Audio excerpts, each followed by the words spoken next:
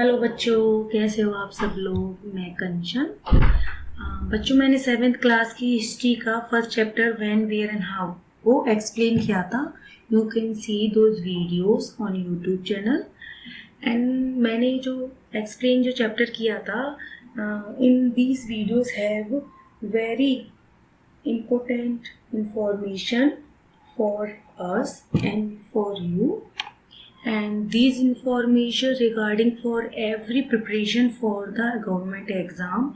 And if you are 7th class student, this information is beneficial for you. तो वो मैंने जो chapter explain किया था वो क्लास 7th का फर्स्ट चैप्टर था, हिस्ट्री का फर्स्ट चैप्टर था, राइट बच्चों, जो कि छवि गोयल जो उसके राइटर है, ठीक है ना। उसी के बुक के मैंने कुछ क्वेश्चन आंसर आपको यहाँ एक्सप्लेन करे हैं। आप उसको अच्छे से लिखें और आपको इनको अच्छे से समझें, और लिखने के बाद मुझे उनकी पिक्चर्स ज़रूर सेंड करें, ठीक है ना। तो मैं उनको आपको क्वेश्चन आंसर शो कराऊंगी और आपको इन सारे क्वेश्चन आंसर को डिटेल में भी समझाऊंगी। ओके बेटा, तो लेट इस start without wasting time.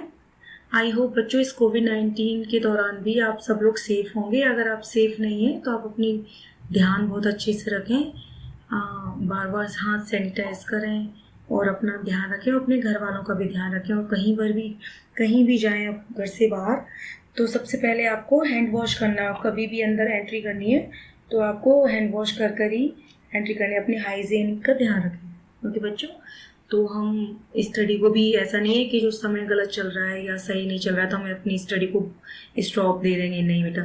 Learning is always doing, right बेटा, हमेशा हमें लर्निंग करनी चाहिए। Should be beneficial for every time.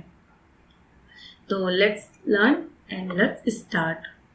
First question is how are biographies different from autobiographies, give example each. बेटा बायोग्राफी क्या है और ऑटोबायोग्राफी में डिफरेंट पूछा है कि क्या है, विद एग्जाम्पल के साथ। वैसे तो आप एक नॉर्मल लैंग्वेज में कह सकते हैं कि biography is written by court chronicles, यानी जो बायोग्राफी है वो जिस दौरान किसी जो भी डायनेस्टी चलती है उसके जो कोर्ट क्रॉनिकल्स होते हैं, जो उसके दरबार में जो भी सदस्य होते हैं उनके द्वारा उस राजा की कहानी या स्टोरी लिखी जाती है। But autobiography is written by itself, जो ऑटोबायोग्राफी है वो खुद के द्वारा लिखी जाती है। आई होप यू अंडरस्टैंड बच्चों। तो इस तरीके से हम शॉर्ट आंसर भी बना सकते हैं। इसमें मैंने थोड़ा सा एक्सप्लेन और कर दिया है इसी को ही, कि बायोग्राफी इज द हिस्ट्री, आप लोग देख सकते हैं ये, biography is the life of an individual written by someone else, कि ये जो लाइफ की कहानी के बारे में लिखी जाती है, जीवन की कहानी के बारे में लिखी जाती है किसी इंडिविजुअल व्यक्ति, किसी एक व्यक्ति के बारे में। बट वाई समवन एल्स, यानी कोई दूसरा व्यक्ति लिखता है इसको, हम खुद नहीं लिख सकते। जैसे कि Prithviraj Raso, it is a book written by Chand Bardai. Prithviraj Raso नाम की एक पुस्तक है जिसे किसने लिखा है, चंद बरदाई एक राइटर हुए थे, उन्होंने लिखा है, ठीक है ना बेटा। एंड नेक्स्ट पॉइंट है आपका ऑटोबायोग्राफी क्या है। दोनों में डिफरेंट पूछा है ना, तो दोनों की डेफिनेशन बतानी होगी हमें। तो ऑटोबायोग्राफी मैंने तो पहले शॉर्ट फॉर्म में बताया था, रिटन बाय इटसेल्फ, खुद के द्वारा लिखी जाने वाली। आप इस तरीके से भी लिख सकते हैं और इसको इस वाली फॉर्म में भी लिख सकते हैं। An autobiography is the story of a persons life. Autobiography एक व्यक्ति की स्टोरी है, कहानी है, रिटन बाय दैट पर्सन, उसी व्यक्ति के द्वारा लिखी जाएगी।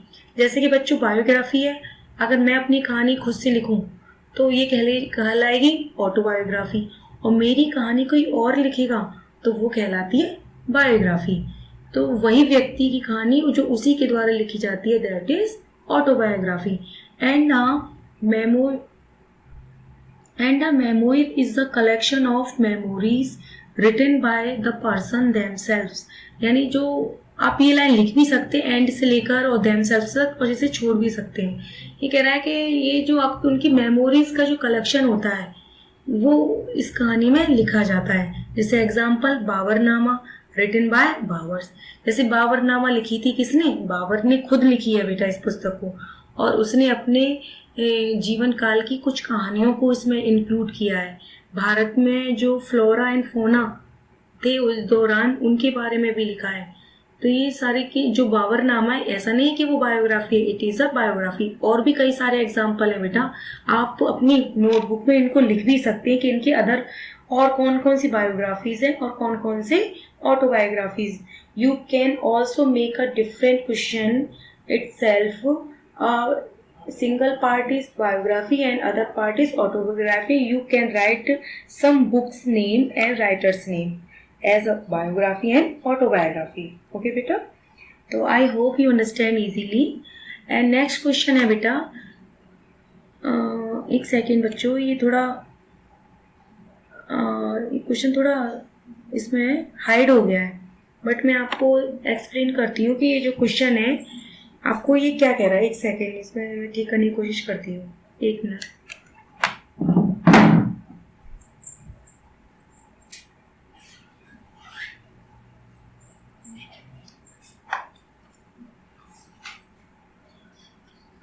चलो कोई दिक्कत नहीं है, क्वेश्चन ठीक नहीं हो पा रहा है, लेकिन मैं इसके बता दे रही हूँ। इस क्वेश्चन ये कौन सा है, ये सेकंड क्वेश्चन है शॉर्ट का बेटा। इसका क्वेश्चन है, मैं आपको बोल कर बता रही हूँ। Y is Abul Fazl's Ain-i Akbari considered as a unique sources of information. कि आपके जो आईने अकबरी बुक है वो किस तरीके से उस पर कंसिडर किया जा सकता है, जो कि अबुल फजल द्वारा लिखी हुई है, किस तरीके से यूनिक है। तो अगर those students have a book of Chhavi Goyal writers, those books have SST, you can see this question also.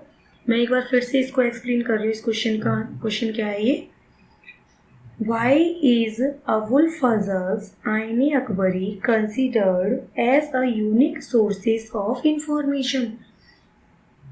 आईने अकबरी क्यों कंसिडर करती है, अबुल फजल की जो आईने अकबरी क्यों कंसिडर करती है रिसोर्स ऑफ इंफॉर्मेशन के लिए।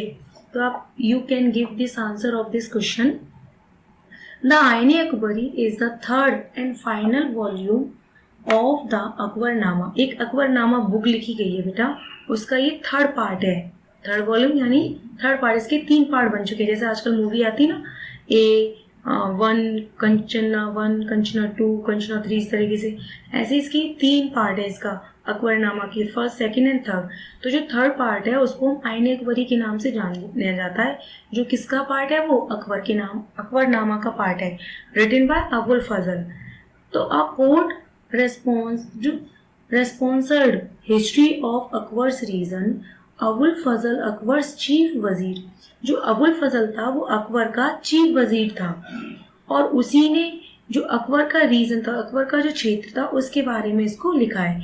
And one of the major architect of his imperial image, उसी ने अपनी उसी चीज में जो आर्किटेक्ट जो चीजें हुई थी उसके शासनकाल के दौरान, उन्हीं की इसमें बात की गई है।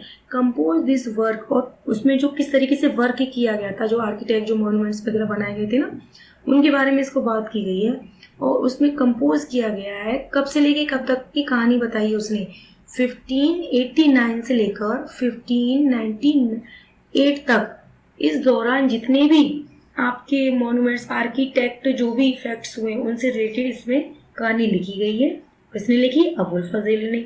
आईने को भी कह रहा है, Aine Akbari it is a third part of Akbarnama. Okay बेटा, the Akbarnama went through several reductions before it was deemed. Akbarnama ने कई सारे, इसमें जो अकबरनामा के कई सारे रिडेशन, कई सारे जो उन्होंने संशोधन किए थे, किस तरीके से उनका शासन काल था, उनके बारे में लिखा गया है। बिफोर इट वाज डीम्ड, जो पूरा संशोधन जो भी इसमें किया गया उसके बारे में इसने लिखा है। उसके संशोधन होने से पहले जो भी कहानियां हैं, किस तरीके से क्या हुआ था, इसमें कहानी दी हुई है। एक मिनट में थोड़ा ये हो नहीं पा रहा है, स्लाइड थोड़ी रुक सी गई है बेटा, एक सेकेंड।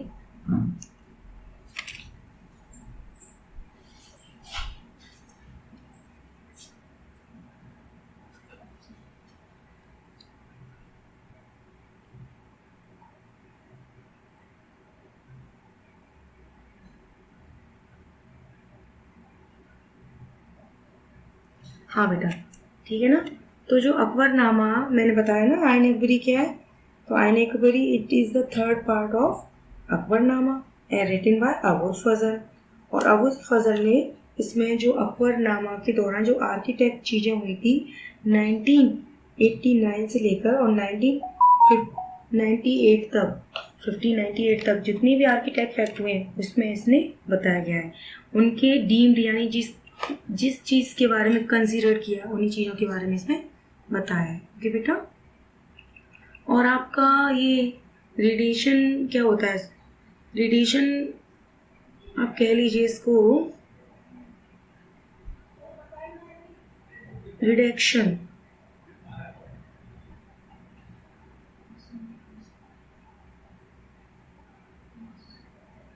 आप इसको रिडक्शन को आप कह सकते हैं एक तरह से, जो भी अकबर के दौरान जो भी सिस्टम आए थे, जैसे जो विभाग होते थे उसके, जैसे कि आपका इकोनॉमिक विभाग है, वित्त शासन व्यवस्था है, मिलिट्री व्यवस्था है, ये सारी चीज़ें रिडक्शन में आती हैं। ओके बेटा। Next question is what are the different theory that surround the origin of the Rajput. जो हमारी राजपूत की जो थ्योरी है वो किस तरीके से डिफरेंट है, जो राजपूत जो थ्योरी है वो किस तरीके से डिफरेंट है। तो the theory divides the Rajput based on their lineage. Lineage it means वंश। लाइनेज क्या होता है बेटा, लाइनेज होता है वंश।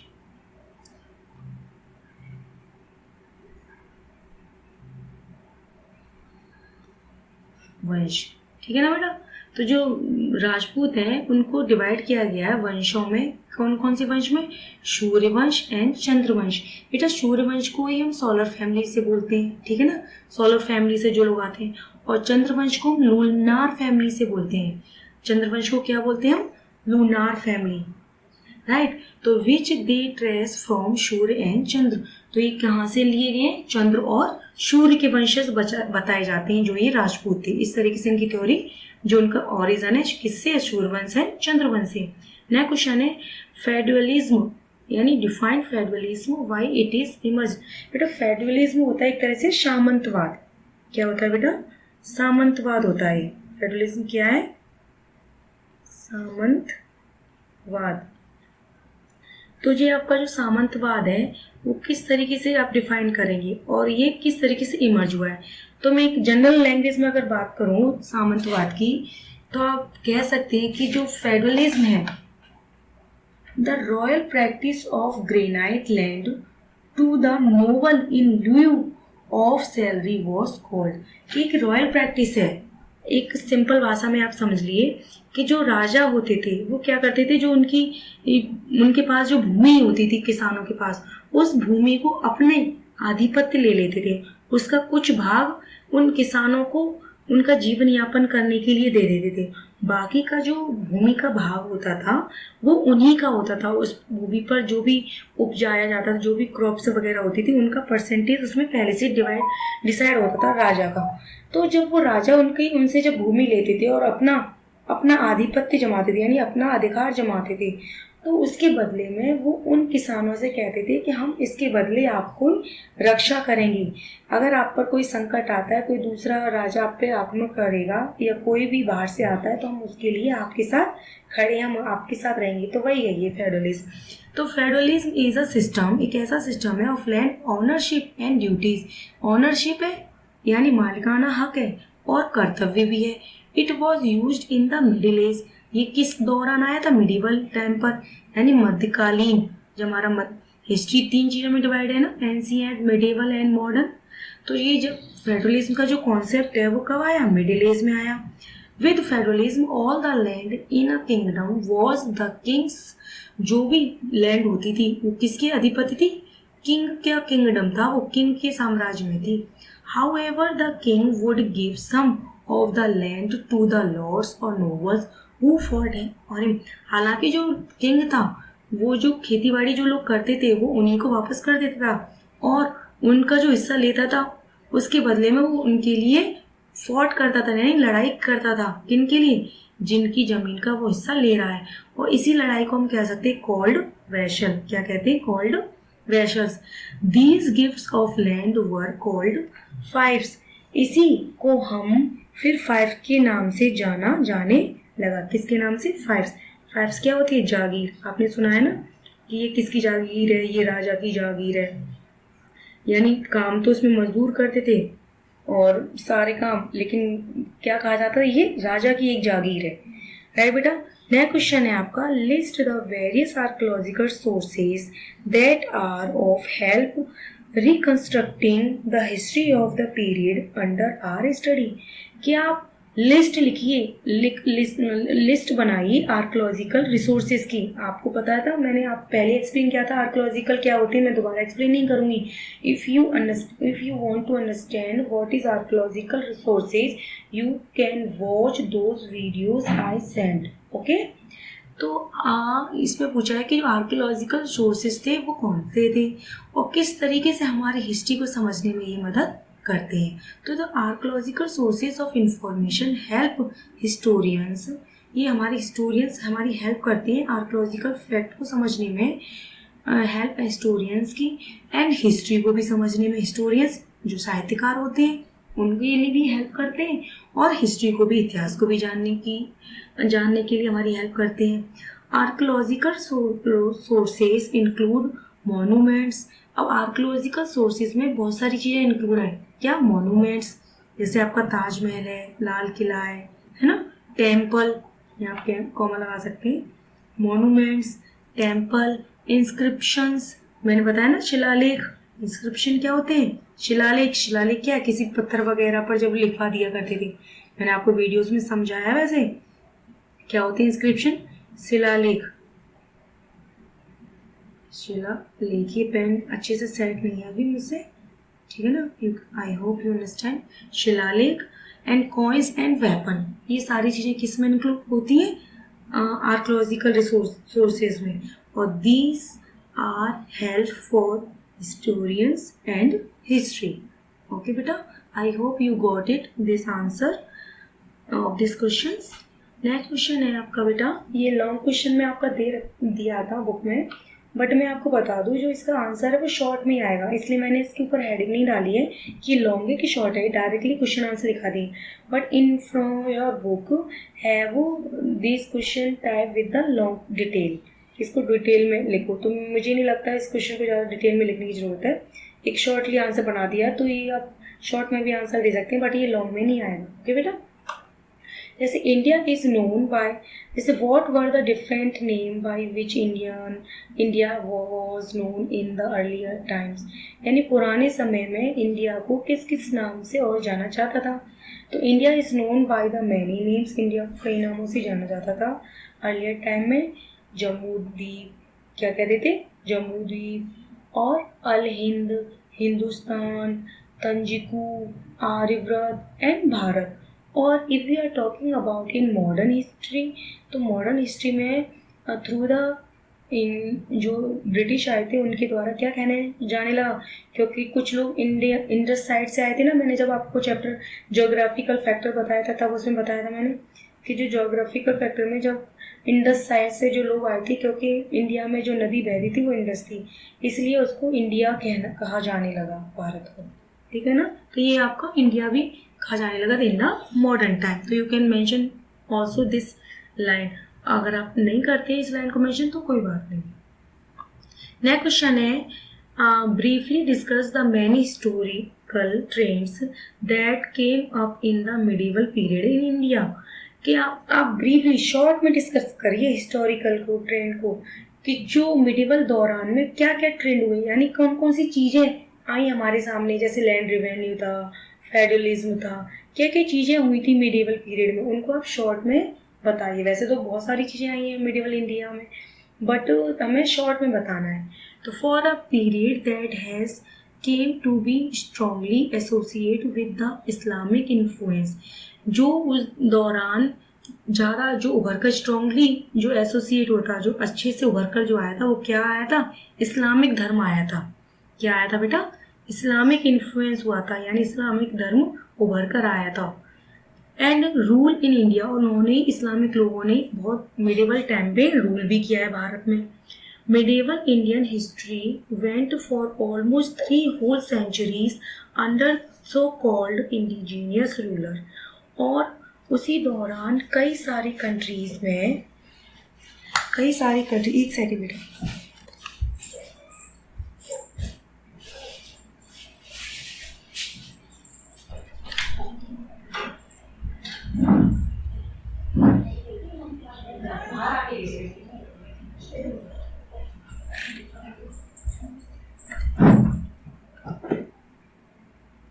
हाँ बेटा, सॉरी बेटा, थोड़ी डिले से, कोई बात नहीं, मैं फिर से आगे एक्सप्लेन करती हूँ इसको। Medieval Indian history went for almost 3 whole centuries under the show call. जो मिडिवल हिस्ट्री का जो पीरियड था बेटा, वो 3 सेंचुरी से गुजरा है। कितनी सेंचुरी से? 3 सेंचुरी, पता है ना, 100 ईयर्स, यानी कि उसमें जो मेन रूल हुए वो 3 सेंचुरी तक हुए under the so called indigenous rulers. और उन सो कॉल्ड इंडिजीनियस रूलर्स थे, जो साम्राज्य था जो कैसा था, इंडिजीनियस था, भारत पर आधिपत्य था। दैट इंक्लूड द, कौन कौन इंक्लूड थे उस दौरान, यानी 3 सेंचुरीज में काफी सारे लोगों ने साम्राज्य किया होगा, कई सारे लोगों ने अपना राज शासन किया होगा।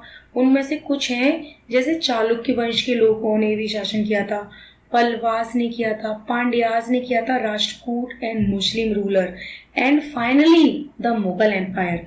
और जब फाइनली जो फाइनल हुआ था एंड तक, यानी कि जो अंग्रेज आने से पहले तक जो शासनकाल हुआ था वो कहाँ तक हुआ था? मुगल एम्पायर तक का हुआ था। ओके बेटा, the most important dynasty to emerge in the middle of the 9th centuries was that of the Cholas। जो सबसे ज्यादा जो डायनेस्टी उस दौरान इमर्ज हुई थी 9th centuries में, वो कौन सी थी? चोलास थी। यानी जो चोलास थे वो सबसे ज्यादा इम्पोर्टेंट थे, बहुत ज्यादा उन्होंने रूल भी किया था। ठीक है ना बेटा? I hope. Next question is, how have the writings of the origin travellers thrown light on the history of the medieval India. कि किस तरीके से जो फॉरेन ट्रेवलर थे, यानी जो विदेशी यात्री थे, उन्होंने इंडिया के बारे में किन किन चीज़ों पर लाइट करी है, यानी किन किन चीज़ों को उभार कर लिखा है, कि इंडिया के किन किन फीचर्स को लिखा है। तो हम इसमें जानेंगे क्या लिखा है उन्होंने, कैसे लिखा है। Accounts from foreign travellers play an important role in determining Indian history, especially during medieval and ancient India. जो फॉरेन ट्रेवलर थे वो हमारे हिस्ट्री को, इंडिया को डिटरमाइन करने के लिए, यानी इंडिया के बारे में बताने के लिए बहुत इम्पोर्टेंट रोल निभाते हैं। स्पेशली किसके लिए? मिडिवल इंडिया को जानने के लिए और एंशिएंट इंडिया को जानने के लिए। किस किस को जानने के लिए? मिडिवल यानी मध्यकालीन भारत को जानने के लिए और प्राचीन भारत को जानने के लिए जो फॉरेन ट्रेवलर थे वो हमारी बहुत मदद करते हैं। जैसे मैंने आपको समझाया था ना कि हर्षवर्धन के समय काल के दौरान हियान सेंग आया था, वो एक चीनी यात्री था। वो कौन था? चीनी यात्री था। और ये हर्षवर्धन की जो डायनेस्टी थी वो किस दौरान थी? मिडिवल में या एंशिएंट में? हम कह सकते हैं एंशिएंट में, क्योंकि मिडिवल में तो चालुक्य और पल्लवास, राष्ट्रकूट ये सब थे ना, और मुस्लिम। तो जो हर्षवर्धन की जो डायनेस्टी बारे में उन्होंने फिर लिखा है, तो वो क्या एक फॉरेन ट्रैवलर था, एक यात्री था जो विदेश से आया था, उसने हमारे इंडिया के बारे में लिखा है।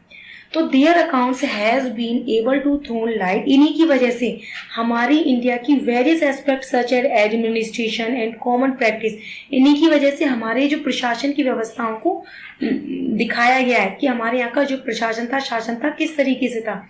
And common practice during their visit, जिस तरीके से वो लोग विजिट किया उन्होंने अपने दौरान, उन्हीं चीज़ों को लिखा है। तो अपने जो यात्रा के दौरान उन्होंने ये एडमिनिस्ट्रेशन और अपनी कॉमन प्रैक्टिस लिखी है।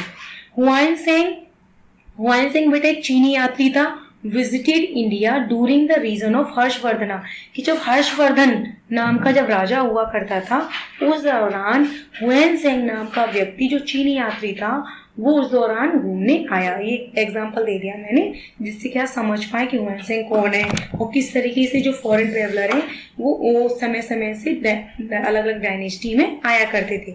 नेक्स्ट क्वेश्चन है, what is calligraphy and where it is found. Calligraphy क्या है और ये कहाँ पाई जाती है? मैंने आपको समझाया था चैप्टर में कि जो कैलीग्राफी है वो क्या है, एक राइटिंग है जिसको सजा सजा के लिखते हैं, जैसे आपने ग्रीटिंग कार्ड्स वगैरह में लिखा हो, भले हमें समझ में ना आए वर्ड्स, लेकिन आपने देखा है ना, तो ये क्या कैलीग्राफी राइटिंग है। और ये कहाँ से उसका उद्गम हुआ था? ग्रीक से हुआ था बेटा। जो इस वर्ड का जो उद्गम हुआ है कहाँ से हुआ है? ग्रीक वर्ड से हुआ है। तो is a visual art related to writing, ये एक लिखने की कला है। It is the design and execution of lettering with a broad tip instrument, brush और अदर राइटिंग इंस्ट्रूमेंट। इसको हम कई कई चीज़ों से, लेटर जो इसके अक्षर होते हैं इनको बनाया जाता है। फिर वो चाहे किसी इंस्ट्रूमेंट से, किसी यंत्र से बनाए जाते हों, या फिर ब्रश से बनाए जाते हों, या फिर कोई और भी चीज़ें हम इंस्ट्रूमेंट ले सकते हैं। जैसे आपने ताजमहल कभी अगर घूमने गए हो तो आपने उसके ऊपर, इमारतों के ऊपर कुछ लिखा देखा है कभी? तो क्या है, हमारे क्या समझ में आ जाता है ये क्या लिखा हुआ है? कुछ टेढ़ा मेढ़ा सा लिखा रहता है ना, तो क्या है? कैलीग्राफी राइटिंग है। और उसमें देखो कुछ कलर भी फिल है, तो उसमें क्या, कुछ ब्रश वगैरह से भी लिखा गया है। यानी पहले उसको किसी इंस्ट्रूमेंट से लिखा गया है, फिर उसके बाद उसको ब्रश चलाया गया है, तो क्या है, वो ब्रश से सजाया गया है, तो वो क्या है? कैलीग्राफी। बेटा ये थोड़ा जो बीच में रुकी थी ना, वो टेक्निकल इशू की वजह से रुकी थी, कुछ नेटवर्क प्रॉब्लम या कुछ इश्यूज आ गया था, इसकी वजह से थोड़ा स्टॉप हो गया था। लेकिन अब फिर से स्टार्ट करते हैं। तो मैंने बताया था ये ग्रीक से लिया गया है और ये किस तरीके से राइटिंग होती थी, जो कैलीग्राफी थी। अब ये क्वेश्चन नेक्स्ट बनता है इसमें, वेयर इट इज फाउंड, ये कहाँ मिलती है? तो it is found as China, Japan, Vietnam and Korea and, आप लोग लिख सकते हैं एंड इंडिया ऑल्सो। इसमें मैंने लिखा नहीं India, but you can also write down in this line, या यहाँ पे मैं ऐसे बना के लिख दे रही हूँ, आप मेंशन कर लेना, एंड इंडिया, इंडिया, ठीक है ना बेटा? तो ये मेंशन कर लेना, and India. This form of art begin, जो इस आर्ट की जो स्टार्टिंग हुई थी, विथ पिक्टोग्राम्स एंड आइडियोग्राफ्स। जो पिक्टोग्राम्स यानी जो चित्र वगैरह जो बनाए जाते हैं ना बेटा, जैसे दीवार में कुछ क्या करते थे पहले लोग, जो पिक्टोग्राम देखो क्या होता है समझ लो पहले। जैसे दीवार में क्या करते थे पहले, कुछ पिक्चर्स वगैरह बना देते थे, और उन पिक्चर्स के जरिए ना उस पर कुछ ऑर्नामेंट्स लगा देते, यानी कुछ गहने वगैरह चिपका देते थे। यानी दीवार में कुछ पेंटिंग्स वगैरह सी बनाकर, उन्हें खोद कर, फिर उसमें क्या चिपकाते थे, जो ऑर्नामेंट्स होते थे, जो आभूषण होते थे राजा महाराजाओं के, वो चिपका देते थे। तो हमें कुछ ऐसा लगता था कि ऐसे कुछ लिखा हुआ है, क्योंकि आभूषण एक जैसे तो टिकेंगे नहीं, तो टेढ़े मेढ़े हो जाते थे। तो ये जो लिखने का जो तरीका जो आया कि वो तो देखने में बड़ी सुंदर लग रही है, पता नहीं कुछ वर्ड सा लिखा है, तो उसी को हम पिक्टोग्राम्स कहते हैं बेटा। I hope you understand this word of pictograms. इसी को हम पिक्टोग्राम्स कहते हैं। तो ये पिक्टोग्राम्स एंड इंटोग्राफ से उद्गम इसका हुआ है, और ये कहाँ कहाँ पाई जाती है ये आप लोग देख सकते हैं। Next question is, why are coins considered an important sources of history for medieval period in Indian history. जो हमारी मध्यकालीन की जो हिस्ट्री है, यानी मध्यकालीन का जो इतिहास है, किस तरीके से उस दौरान कॉइन्स यानी जो सिक्के होते थे, किस तरीके से अपना इम्पोर्टेंट रोल निभाते हैं हमारे इंडियन हिस्ट्री को जानने के लिए। मैंने जब कॉइन्स आपका वाला पैराग्राफ आपको स्टडी कराया था वीडियोस में, तो मैंने बताया था कि जो कॉइन्स होते थे किस तरीके से चेंज होते गए। कोई गोल्ड का कॉइन्स ला रहा है, अभी देखो मोदी जी ने करेंसी चेंज करी है ना, 1000 का नोट बंद करके 2000 का नोट लेकर आए, तो ये क्या करेंसी चेंज हुई है। अभी आप लोग देखते हैं कि अभी मोदी जी ने एक 100 रुपीज़ का सिक्का भी निकाला है, कॉइन्स निकाला है, तो कॉइन्स में चेंजेस आया है ना।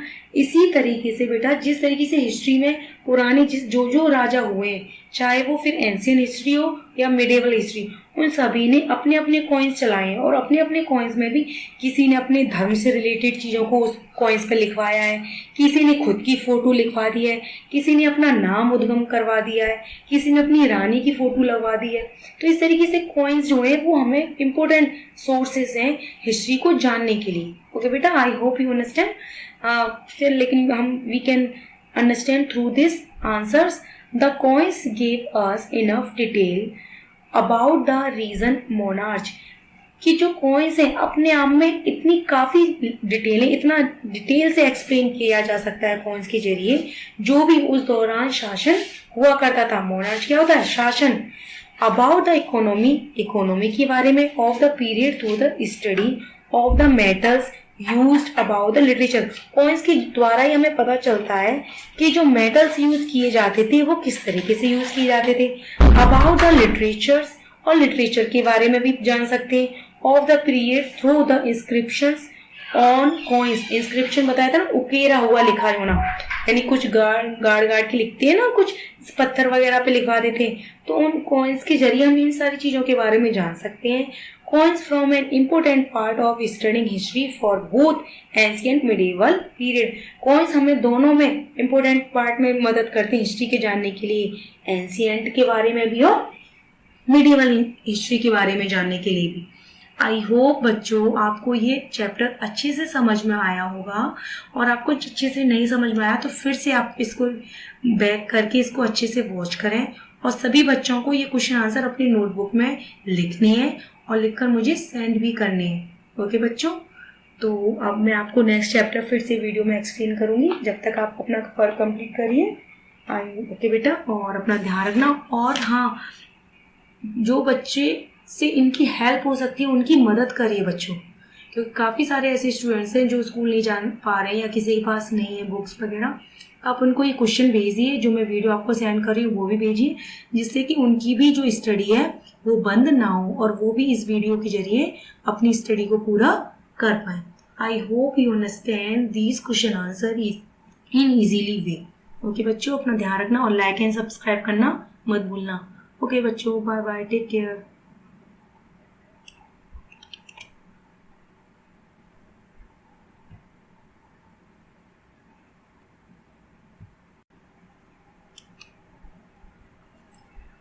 आई होप बच्चों ये समझ में आया है आपको। इसके बाद ये आपका एक्सरसाइज है फिल इन दी ब्लैंक्स, और फिर इसके बाद है ये आपके ट्रू फॉल्स। तो ये मैंने सारी चीज़ें मैं तो कहती हूँ आप खुद से इनको फिल करें, और थ्रू द वीडियो ना फिल करें तो ज़्यादा बेटर है। आप पहले इसको यहाँ से फिल देख सकते हैं और उसके बाद अपनी बुक में टिक लगा सकते हैं। ओके बच्चों, और अपना ध्यान रखना। ओके बच्चों, बाय। और सभी बच्चे से मेरी रिक्वेस्ट है कि आप ये सारी चीज़ें अपने दोस्तों के साथ ज़रूर शेयर करें और लाइक एंड सब्सक्राइब करें। ओके बेटो।